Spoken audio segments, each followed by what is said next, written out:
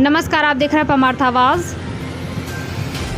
प्रयागराज में आकाशीय बिजली से 13 लोगों की मौत, मृतकों में कई महिलाएं और बच्चे भी शामिल। गंगापार इलाके में भी वज्रपात ने 6 लोगों की जान ले ली। महुआइमा के चकबाहर उर्फ नौगिरा गांव में रविवार की दोपहर बारिश के बीच वज्रपात हुआ। इसकी चपेट में आकर एक महिला की मौत हो गई। होलागढ़ इलाके के गढ़वा कमलापुर गांव में धान की रोपाई करते वक्त वज्रपात की चपेट में आने से संगीता पुत्री अमरनाथ पटेल की जान चली गई।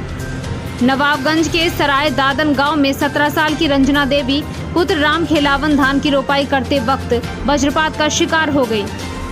सराय सुल्तान गांव में 18 साल की आरती सरोज पुत्री वकील सरोज भी वज्रपात की चपेट में आकर मारी गई। वह खेत में अपनी मां को खाना देकर लौट रही थी, तभी अनहोनी हो गई। इसके अलावा जनपद में वज्रपात से बड़ी संख्या में गाय, भैंस और बकरी समेत मवेशी भी मारे गए हैं। एडीएम एमपी सिंह ने बताया कि रविवार शाम 5 बजे तक मिली सूचना के मुताबिक जनपद में 13 लोगों की जान वज्रपात से हुई। सोराव तहसील में 6, बारा में 3, कोराव तहसील क्षेत्र में 3 और करछना में 1 की मौत की खबर मिली है। इस लिहाज से सबसे ज्यादा 7 मौत यमुनापार इलाके में हुई हैं। वज्रपात की जद में आने से यमुनापार के कोराव में 3 लोगों की जान चली गई। कोराव थाना क्षेत्र के महुली में राम मूरत मिश्र की मौत हो गई।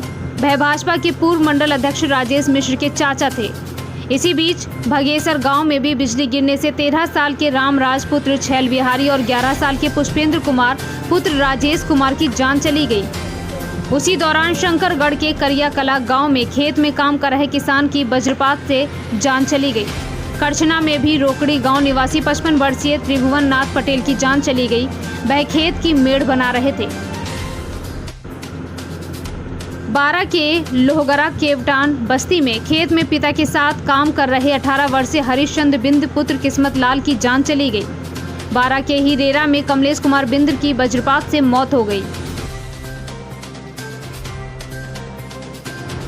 प्रयागराज मंडल प्रभारी धनंजय प्रजापति की रिपोर्ट।